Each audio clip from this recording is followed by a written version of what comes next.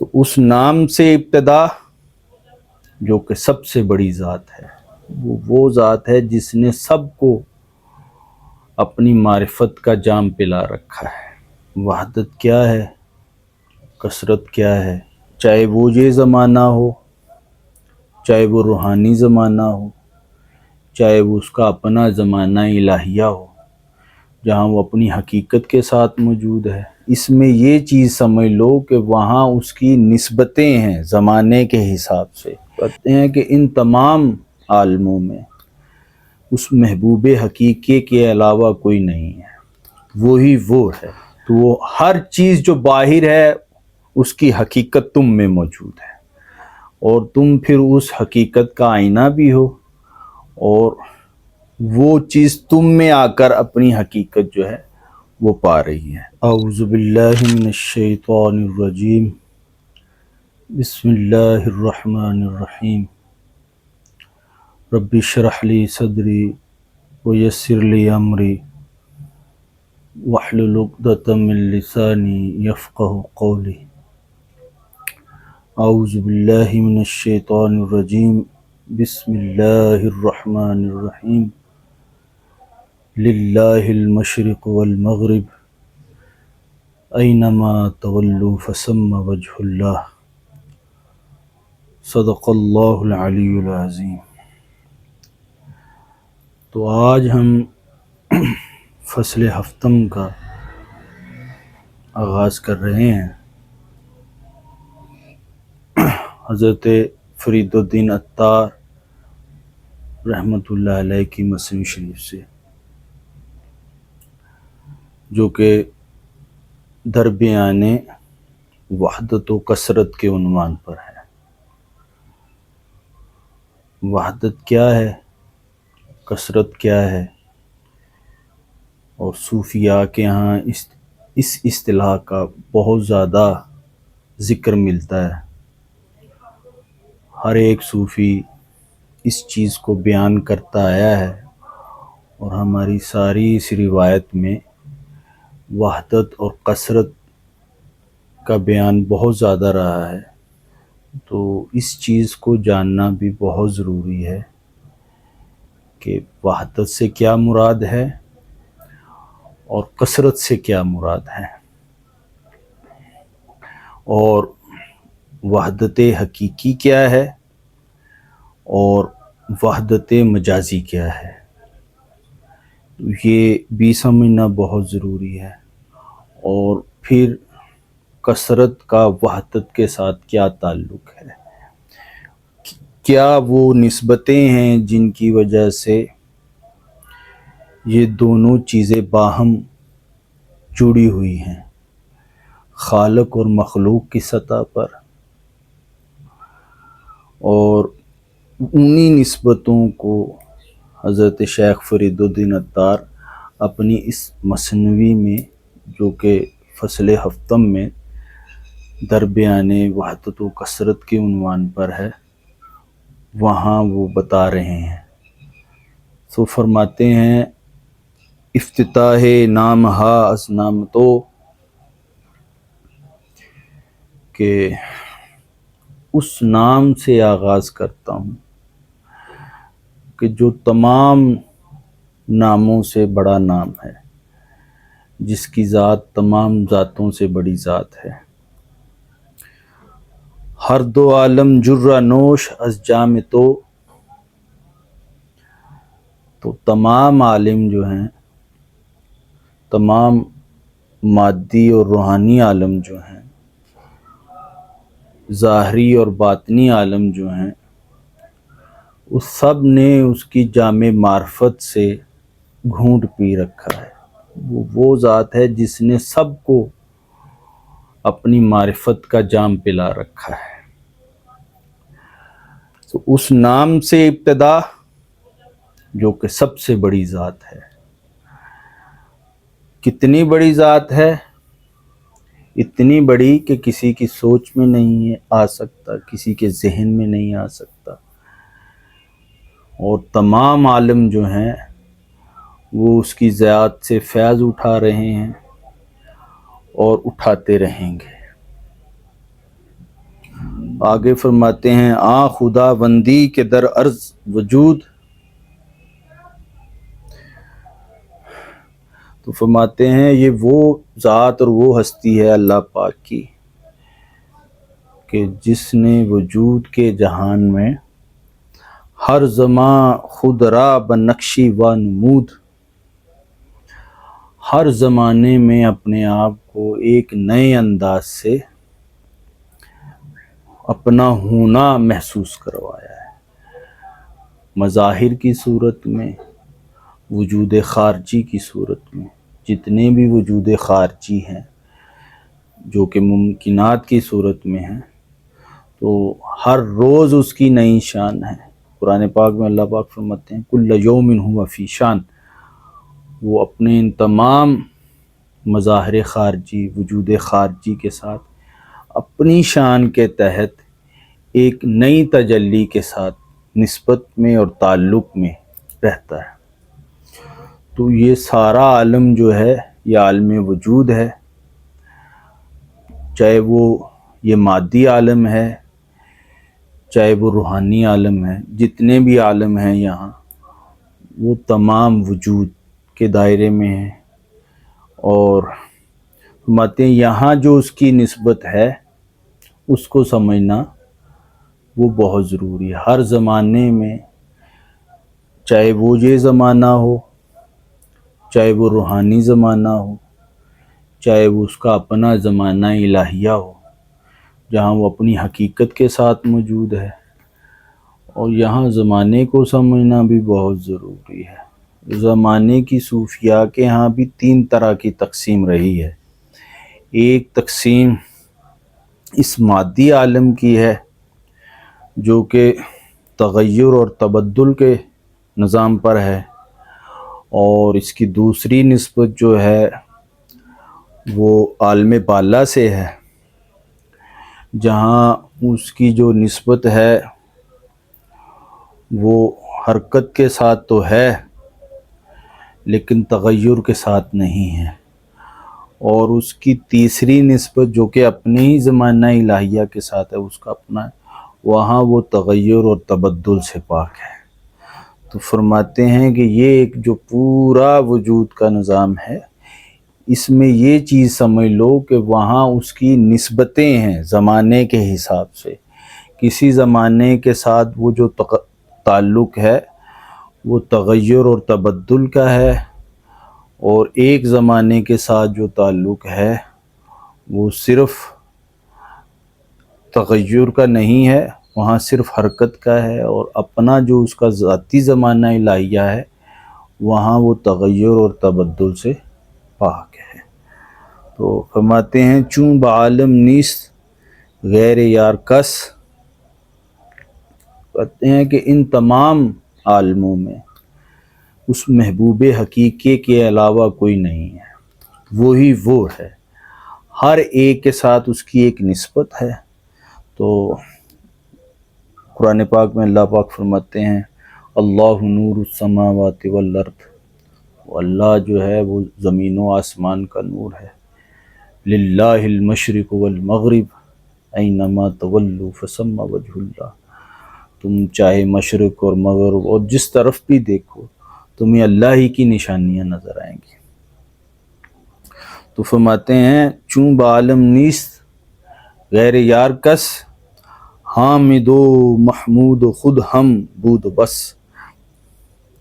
تو یہاں تعریف کرنے والا اور تعریف کیا گیا بس وہی وہ ہے، وہ اپنی تعریف خود کر رہا ہے، وہ چاہے مظاہر کے ذریعے سے کر رہا ہے اور اس کی تعریف کوئی بھی نہیں کر سکتا، وہی تعریف کیا گیا ہے اور وہی وہ ہے۔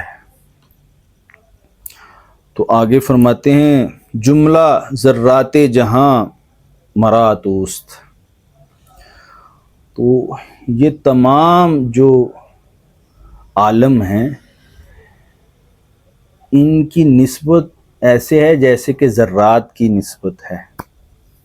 تو یہ دنیا کے، یہ اس کائنات کے جتنے بھی ذرات ہیں وہ اس کا آئینہ ہے، ہر ایک کے ساتھ وہ ایک اپنی کسی ذاتی نسبت سے، چاہے وہ صفات کی صورت میں ہے، چاہے وہ افعال کی صورت میں ہے، چاہے اسماء کے فیض کی صورت میں ہے، یعنی کہ چاہے وہ تجلی ذاتی ہے، تجلی صفاتی ہے، تجلی اسمائی ہے، تجلی افعالی ہے، تو یہ تمام عالم میں وہ ان تمام نسبتوں کے ساتھ اپنی مخلوقات کے ساتھ تعلق میں ہے۔ ہر چے بینی مصحف آیات اوست، تو فرماتے ہیں یہ جو تو تمام دنیاؤں میں یا اوپر کی کائنات میں جو کچھ بھی دیکھ رہا ہے یہ اس کی آیات ہیں، اس کے مصحف کی آیات ہیں، اس کے ام الکتاب کی یہ آیات ہیں، یعنی کہ یہ نشانیاں ہیں جہاں وہ اپنے ہونے کا احساس تمہیں دلا رہا ہے، جہاں اپنے ہونے کے نشانات جو ہیں وہ تم پر ظاہر کر رہا ہے، تو یہ بھی اس تک پہنچنے کے نشانات ہیں، تم اس کے ذریعے سے بھی اس کے تعلق میں رہو گے، تو اس کو پڑھو۔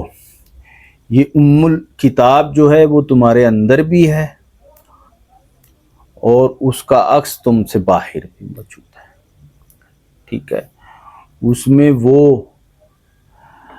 عالم اکبر ہے، تم عالم اصغر ہو، تو یہ چیز جان لو، تو وہ ہر چیز جو باہر ہے اس کی حقیقت تم میں موجود ہے، اور تم پھر اس حقیقت کا آئینہ بھی ہو، اور وہ چیز تم میں آ کر اپنی حقیقت جو ہے وہ پا رہی ہے۔ تو فرماتے ہیں جملہ ذرات جہاں مرات اوست، ہر چے بینی مصحف آیات اوست، تو وہ جو تمام جہان جو اس کا آئینہ بنے ہوئے ہیں اس کی حقیقت جو ہے وہ تم تک پہنچ چکی ہے۔ اگر تم اس حقیقت کو پانا چاہتے ہو تو اپنے اندر جھانک لو۔ من عرف نفسہ فقد عرف ربہ، جب تم اس کو اس جگہ پہ آ کے جان لو گے اس کے مظاہر کی صورت میں، اپنی معرفت کی صورت میں، تو تم اس تک پہنچ جاؤ گے۔ از میں عشقش عناصر سرخوشند، از ہوائے روئے او در آتشند،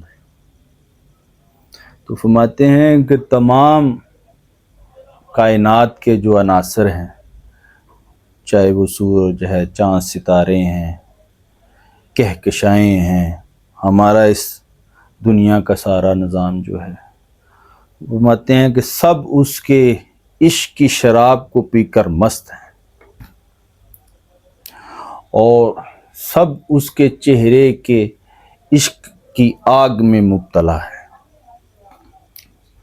اور وہاں چہرے سے مراد اس کی امہات صفات ہیں، جہاں وہ اپنے علم کے ساتھ، اپنی قدرت کے ساتھ، اپنے سمیع و بصیر ہونے کے ساتھ، اپنے ارادہ اور کلام کے ساتھ، اپنی مخلوق کے ساتھ وابستہ ہے، اپنی مخلوق کے ساتھ تعلق میں ہے۔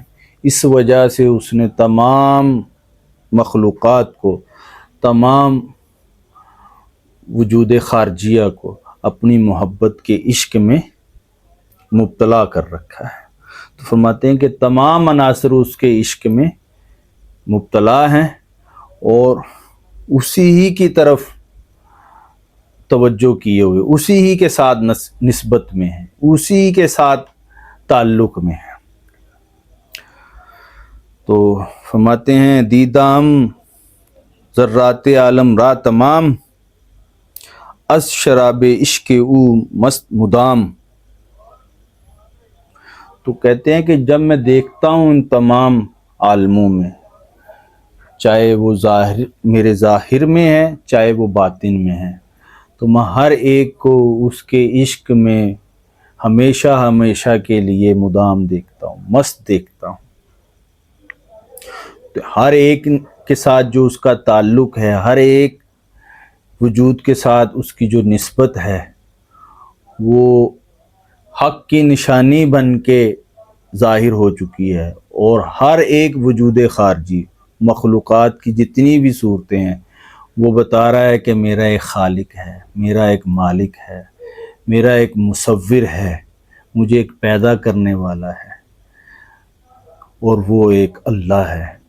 تو وہ ہر ایک جو بھی مظاہر کی صورت میں جو موجودات ہیں ان میں آپ کسی بھی ایک موجود کو پکڑ لیں اور اس کے ساتھ نسبت اور تعلق میں چلے جائیں تو وہ آپ کو ایک عرصے کے بعد ایک احساس دلانا شروع کر دے گا کہ میں محض مخلوق ہوں، میرا ایک خالق ہے، میرا ایک مالک ہے۔ تو وہ آپ کو اس کی طرف لے جائے گا۔ پھول کو دیکھیں گے تو اس کی خوبصورتی میں اس کو بھی محسوس کریں گے، اس کی خوشبو میں اس کی حقیقت کو محسوس کریں گے۔ بچے کو دیکھیں گے، اس کا مسکرانا دیکھیں گے، اس کا ہنسنا جو محسوس کریں گے تو اس کے پیچھے بھی کچھ چھپی ہوئی جو اس کی صفت ہے وہ آپ کو محسوس ہو۔ ہر انسان میں اس کی جو ایک چھپی ہوئی صفت ہے وہ آپ کو محسوس ہوگی۔ یعنی کہ جتنے بھی موجودات خارجیہ ہیں، جتنے بھی مظاہر ہیں جو ہمیں نظر آ رہے ہیں، آپ یہاں جس ایک کو بھی دیکھیں گے تو وہ اس کی کسی ایک صفت کا مظہر ہے۔ تو وہاں سے کیا ہے کہ آپ اس کی طرف سفر کر رہے ہیں۔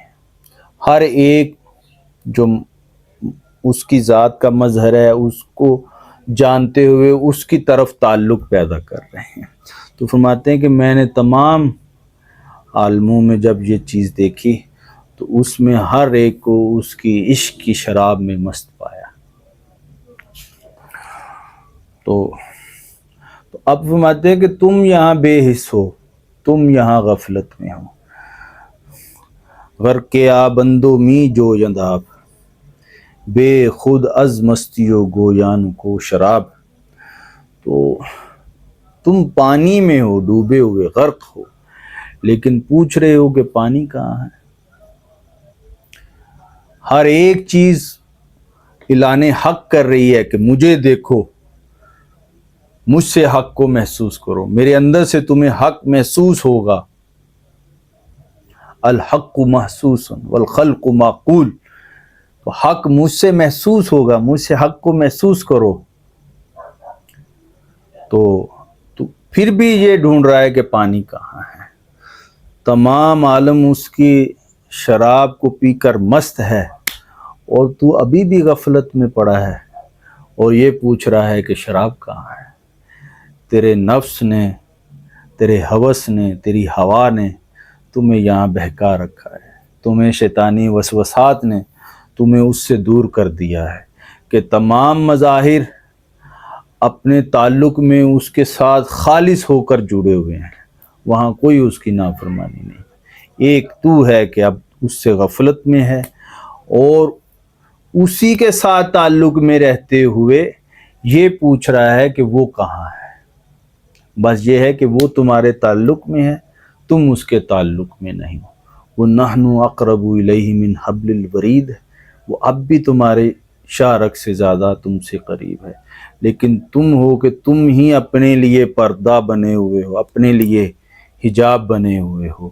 وہ فرماتے ہیں کہ اس حجاب کو دور کر دو، اس پردے کو اٹھا دو۔ میں ہوں پردہ، میری نظر ہی حجاب ہے۔ تو یہ پردے خود سے تم نے ہٹانے ہیں، اپنی غفلت کے، اپنی غلط خواہشات کے، اپنی غلط تمناؤں کے۔ تو یہ پردے ہٹا لو۔ وہ آج بھی اپنی ان تمام نشانیوں کے ساتھ، ان تمام مظاہر کے ذریعے سے تمہارے ساتھ تعلق میں ہے۔ تمہارے اندر جو اس نے اپنی معرفت رکھتی ہے اس کے ذریعے سے وہ تمہارے ساتھ تعلق میں ہے۔ تو یہاں یہ تمام غفلت کے پردے جب چاک کر دو گے تو وہ اپنی حقیقت کے ساتھ تم خود کو اس کے سامنے موجود پاؤ گے۔ تو اللہ رب العزت سے دعا ہے کہ اللہ پاک ہمیں ان چیزوں کو سمجھنے کی توفیق عطا فرمائے اور سمجھتے ہوئے اس پر علماً عملاً عمل پیرا ہونے کی توفیق عطا فرمائے۔ وما علینا الا البلاغ المبین۔